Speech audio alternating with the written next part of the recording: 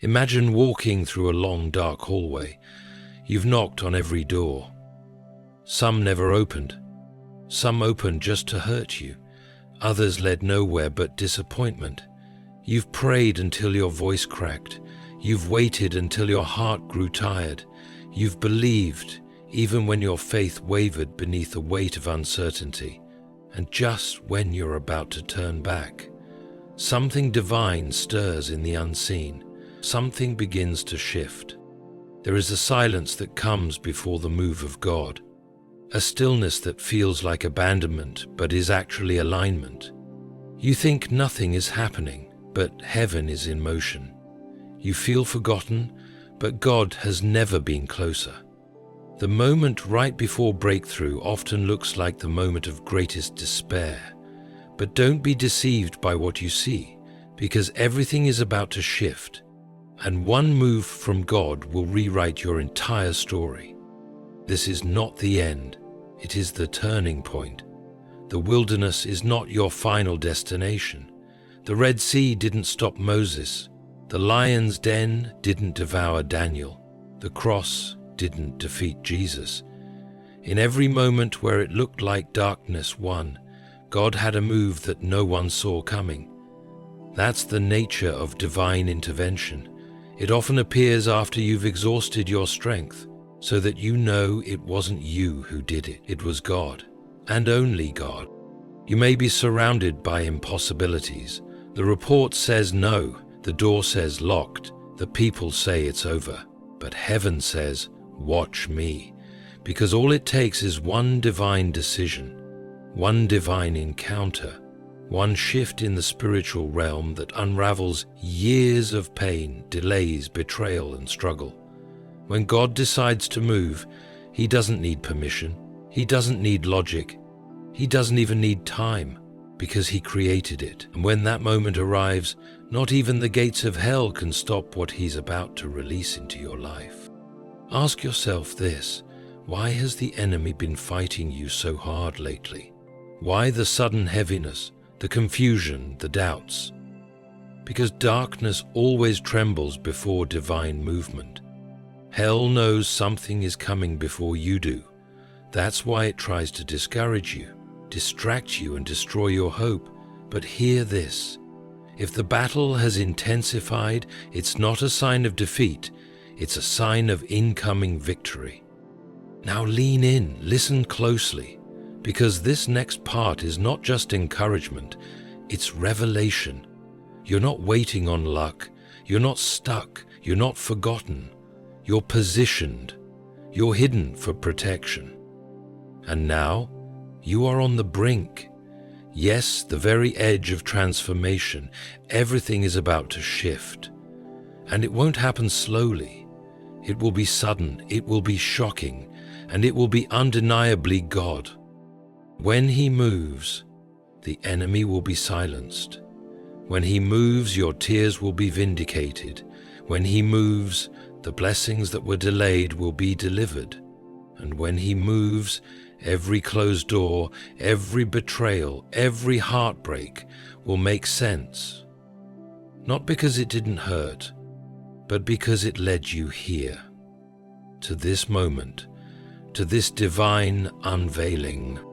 So hold on, lift your head, take a breath, and get ready, because the move of God is coming.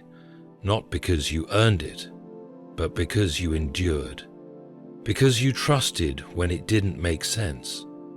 Because you believed, even when you were breaking. And now, heaven has decided it's time.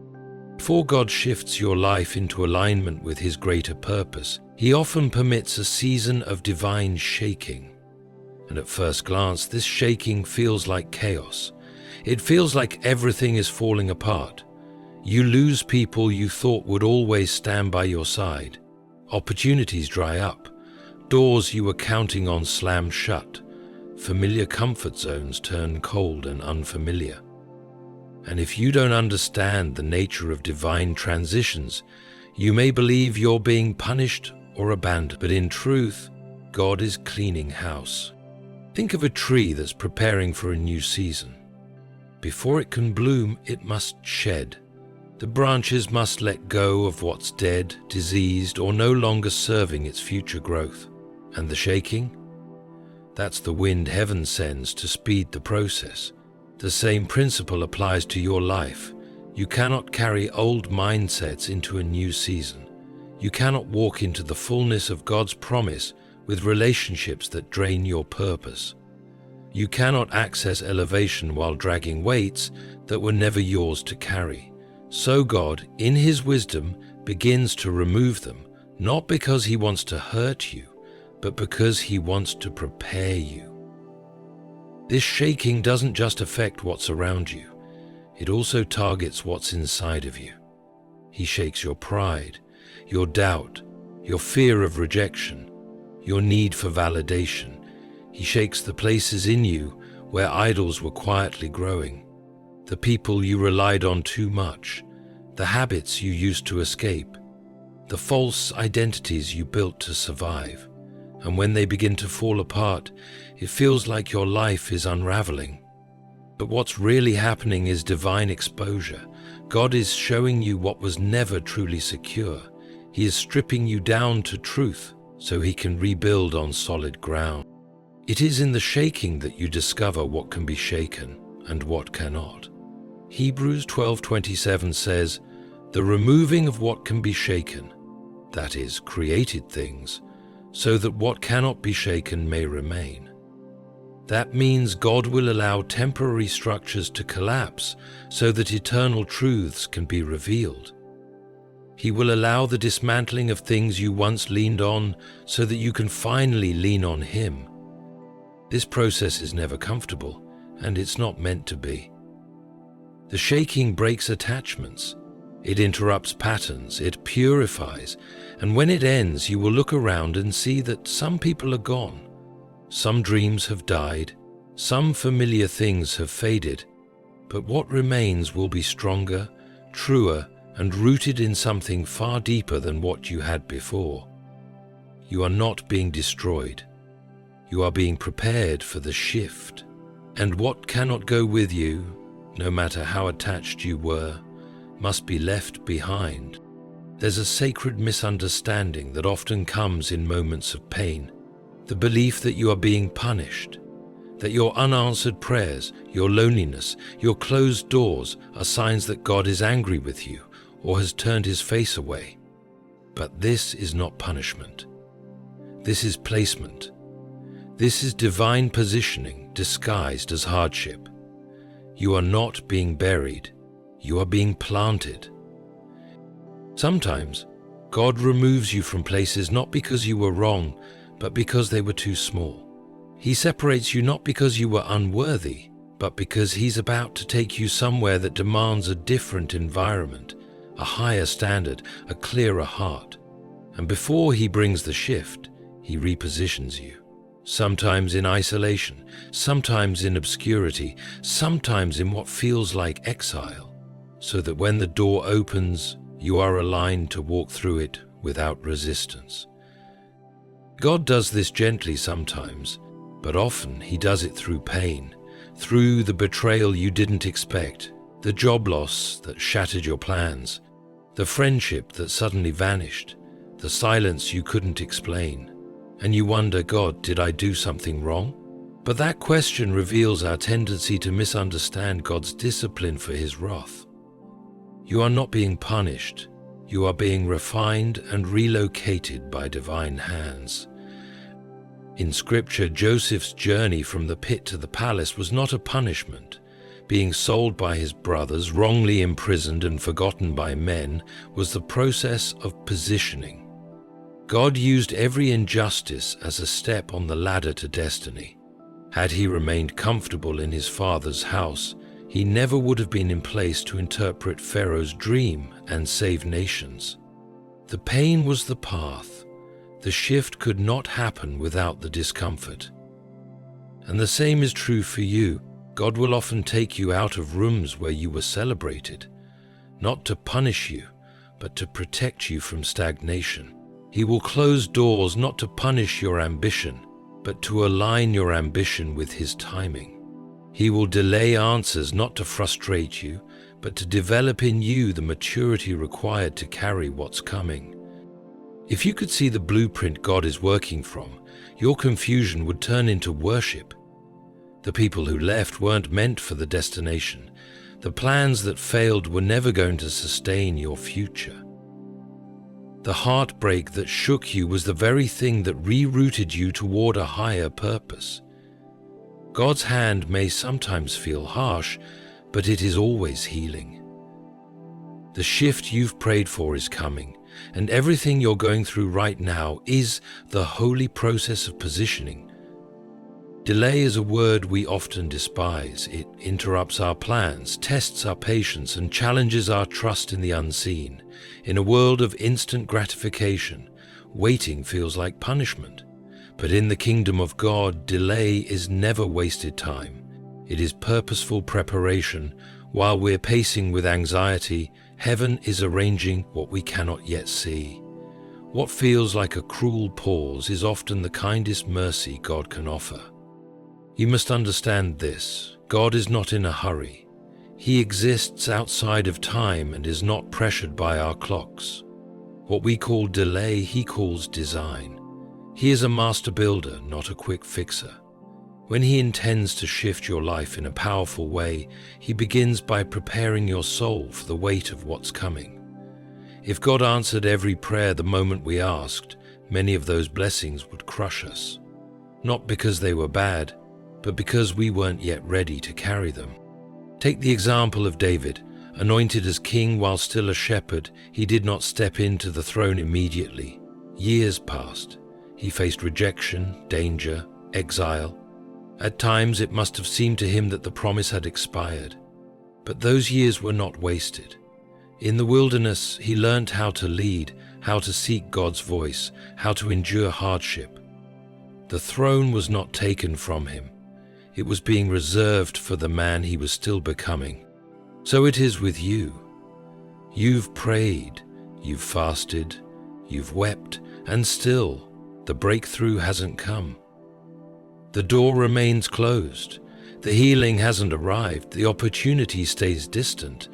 And the enemy whispers, "God forgot you." But heaven responds, "Not yet. I am still preparing you."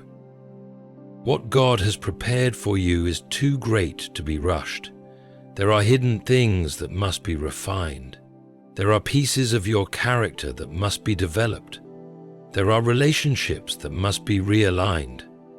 There are spiritual muscles that must be strengthened. And if you received the blessing too early, it would not bless you. It would break you. Delay also protects you. God sees the traps that you don't. He knows the battles ahead that you're not yet ready to face.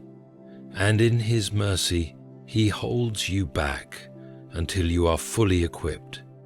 He is not trying to frustrate you. He is trying to form you, to shape you into someone who doesn't just receive the promise, but sustains it, multiplies it, and honors Him with it. Do not despise the delay. It's not empty. It's pregnant with purpose.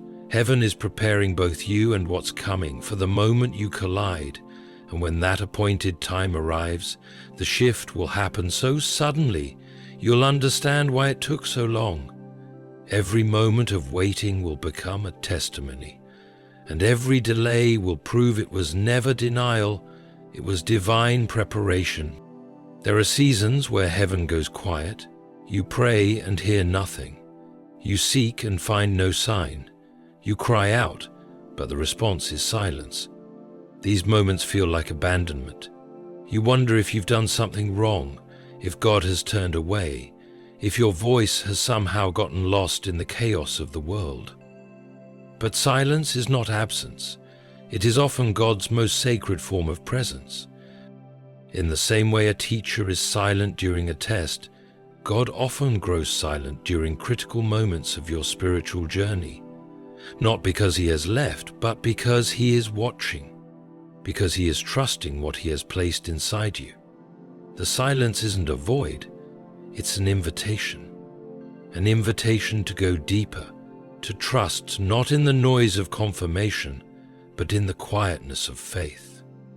Silence strips away every crutch and brings you face to face with who you really believe God is. In Scripture, Job suffered immense loss and sat in silence, desperate for an answer. But even in the stillness, God was present, observing, listening, preparing a response that would come not in whispers but in a whirlwind. Jesus, too, experienced the silence of the Father. In Gethsemane, in agony, he prayed for the cup to pass, yet there was no voice from heaven, only quiet. Still, God's plan was unfolding in full force. The silence didn't mean the plan was failing, it meant the plan was sacred. God's silence teaches trust. It strengthens spiritual maturity. It forces you to anchor yourself not in emotion, but in promise. You begin to ask, do I trust God's voice only when I hear it? Or do I trust His heart even when He's silent? That's the test. That's the training. That's where deep faith is born. And in those moments of silence, God is often working more than ever. The seed planted in the ground is not growing visibly, but beneath the soil, roots are expanding, foundations are being laid. You cannot hear the sound of spiritual infrastructure, but it's happening, quietly, powerfully. And when the appointed time comes, what has been growing in silence will break through with undeniable force. Silence also reveals what words cannot. In stillness you begin to discern. You begin to remember His past faithfulness. You begin to realize that though you cannot feel Him, you are still standing, because He's still holding you. You breathe, you wake up, you endure, not by your strength, but by His unseen hand. The silence becomes sacred, not empty, but full of divine activity. So when God is silent, do not assume He is gone. The Creator who holds the galaxies does not vanish. He withdraws for a purpose, to mature you, to deepen you, to see if your faith is tethered to answers or anchored in relationship. And though it may not feel like it, the silence is preparing the stage for a divine move that will shift everything. By faithless men committing silence, they dare not accept the things that are, becoming, as it were.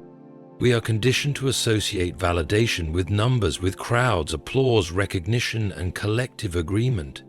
In our human minds, we often believe that something must be popular to be powerful, that it must be seen to be significant.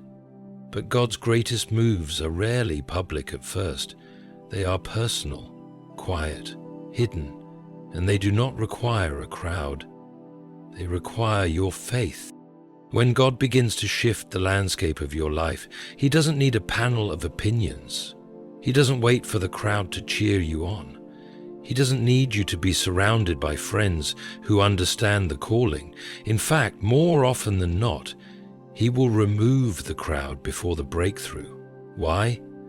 Because faith must stand alone before it can lead. He wants to see if you'll still believe when no one is clapping. He wants to see if you'll still believe when no one is clapping, when no one is watching, when no one is around to affirm you. Look at Abraham, called out of his homeland into a journey that made no logical sense. There was no crowd to confirm his obedience, no audience to celebrate his departure. But God made a covenant with him not in the presence of many, but in the quiet place of radical faith. And that covenant shaped the destiny of nations. Think of Gideon, reduced from thousands to 300 before he could see victory. The crowd was never the source of the power. It was never the numbers that mattered. It was the obedience, the purity of faith, the willingness to trust God even when every visible metric said otherwise. You may be in a season right now where it feels like you've lost support. The people you thought would be there have gone silent. The community that once surrounded you has vanished. You feel unseen, overlooked, forgotten. But this is not a punishment. This is a divine filter. God is removing the noise so you can hear His whisper. He is removing the crutches so you can walk by faith. He's separating you so you'll stop looking to the crowd and start leaning into Him. The truth is, when the move of God comes, it often offends the logic of the masses. The crowd doesn't always recognize what heaven is doing because they're looking for signs, while God is looking for faith. They want evidence, but God wants surrender. He doesn't need agreement from the multitude to bless you. He only needs your willingness to believe. And sometimes God keeps your breakthrough quiet for a reason. Not everyone in the crowd can handle what He's doing in you. Some will mock it. Some will try to sabotage it. Some will twist it to fit their own comfort. So God conceals it. For your protection. He hides you while He heals you. He blinds the crowd so that the move can be birthed without interference. This is why it's so important not to measure your progress by who's watching. Don't confuse silence with insignificance. Don't mistake loneliness for failure. If God has you in a quiet place, it's because the next move doesn't need public approval. It needs private alignment. He's not asking for your popularity. He's asking for your trust. The crowd may never clap. But if heaven is moving on your behalf, if angels are being assigned, if doors are opening in realms you can't yet see, then you are already in the shift. And your job is not to gather applause. Your job is to believe, even when you're the only one who does. There is something breathtaking about the timing of God. He moves with such precision that when the shift comes, it renders time powerless. What you thought would take a lifetime can be reversed, restored, or redeemed in a single divine moment. Years of pain, cycles of delay, and lifetimes of generational struggle can unravel at the whisper of His voice. The God who holds eternity in His hand is not limited by the ticking of your clock. In our human experience, we measure progress by effort and time. We believe that healing must take years, that restoration must crawl through stages, that success must be earned slowly. And while process has its place, we often forget the supernatural nature of the one we follow. God doesn't just use time, He overrides it. When He decides to move, He does in 1 second what man couldn't do in decades. This is why the enemy fights you so fiercely in your waiting season, because he knows one moment from God can change everything. One phone call, one opportunity, one divine encounter, one open door. It doesn't take 10,000 steps. It just takes one divine appointment. Think of the woman with the issue of blood. 12 years she suffered. 12 long years of isolation, rejection, and pain. Doctors failed. Remedies failed. Hope grew thin. But one encounter with Jesus, one touch of His garment, and the 12 years of agony were erased in an instant. That's the power of divine timing. That's the kind of shift God is capable of. Or consider Job. He lost everything: children, wealth, health, reputation. The book of Job is filled with chapters of sorrow and silence, but at the end, in a single moment, God restored double what was lost. Not because Job deserved it, but because divine justice has a schedule that human eyes cannot perceive. When God moves, He not only restores, He multiplies. You may be standing in a long season of loss right now. Everything you built has crumbled. You feel like you've wasted precious years on the wrong people, the wrong paths, the wrong dreams, and the temptation is to believe that time has run out, that the damage is too deep, that too much has been stolen. But hear this, God is not a God who simply replaces, He redeems. And redemption means that the value of what was taken is returned with interest. You will see in due time how the tears you cried watered the ground for a future harvest. You will understand how the nights you spent in agony were the very soil in which your purpose took root.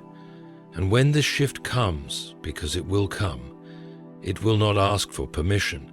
It will come suddenly, fiercely, beautifully, and it will collapse years of pain under the weight of divine restoration. God does not need decades to change your story. He needs a moment. And when that moment comes, you'll realize that nothing was truly lost. It was all being stored for release. When God begins to move in your life, the shift doesn't just elevate you. It reveals everything around you. The blessings you've waited for, the healing you've fought for, the elevation you've prayed for, all of it comes with a light so strong that it exposes what the darkness once concealed. And one of the hardest truths you'll face in your divine shift is this: not everyone who walked with you was meant to stay with you. Some were passengers, some were lessons, and some were hidden enemies wrapped in the garment of friendship. When God shifts you, He removes the veils. Suddenly the ones who once cheered for you fall silent. Those who clapped during your struggle grow quiet in your success. The hearts you thought were loyal begin to distance themselves, not because you changed, but because the light of your rising exposed the shadows in theirs. It is a painful gift, this exposure, but a gift nonetheless, because you cannot carry weighty blessings with fragile connections. You cannot step into the fullness of God's favor with people attached to you who are secretly threatened by the very prayers they once pretended to support. So God, in His mercy, separates, sometimes dramatically, sometimes quietly, but always perfectly. Remember Joseph? Elevated to power in Egypt after years of betrayal and injustice, and who comes knocking when the famine hits? The same brothers who sold him. The ones who once celebrated his downfall now stand in need of His mercy. His shift exposed everything: their guilt, their motives, their weakness.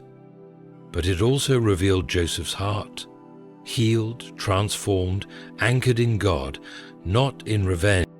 And you will experience the same. When the shift comes, people will show you who they really are. Some will celebrate you authentically. Others will retreat in jealousy. Some will draw closer because they honor your growth. Others will slander you because they resent your courage to become who you were always meant to be. God allows this revelation because your next level demands purity in your circle. The crowd around you must match the calling upon you, and if their hearts can't rise with your elevation, God will create distance. Don't chase those He removes. Don't mourn over who left. Understand that the shift comes with separation, not to leave you lonely, but to make space for divine alignment. He is not just bringing you into something new, He is bringing the right people with you. Those who will intercede for you in private, those who will defend you when you're not in the room, those who celebrate your blessings because they see them as a win for the kingdom. Those are the ones God highlights after the shift. So trust the exposure, let the separation happen. Your journey is being refined, your environment is being sanctified, and when it's all said and done, you'll stand in the place of your breakthrough, knowing this: what left you was never meant to stay, and what stayed was always enough to carry the promise forward. And now, dear soul, let these truths settle deeply within you. Let them rearrange your perspective, steady your heart, and prepare your spirit, because everything is about to shift, not by your force, not by your striving, but by the single sovereign move of God. The shaking was necessary, the silence was sacred, the delay was divine, and the crowd's absence was part of your purification. It all had to happen so that when the moment comes, there will be no doubt in your heart or theirs. This was the hand of God. This shift will not be quiet. It will speak on your behalf. It will answer questions that haunted you. It will silence lies that followed you. It will heal wounds you stopped talking about. The very things that broke you will become the soil where your strength grows. And what felt like the end will become the stage for your elevation. Don't shrink back. Don't fear the magnitude of what's coming. You were not built to stay broken. You were not born to be buried by betrayal. You were chosen for this, not because you were perfect, but because you were faithful. Because you trusted Him in the dark. Because you kept walking when no one else believed. So stand tall, stand expectantly. Your God is not a God of partial promises. He finishes what He starts. And the shift? The one you've been praying for, crying for, waiting for, it's not a possibility, it's a certainty. One move from God will do it all, and it's already on the way.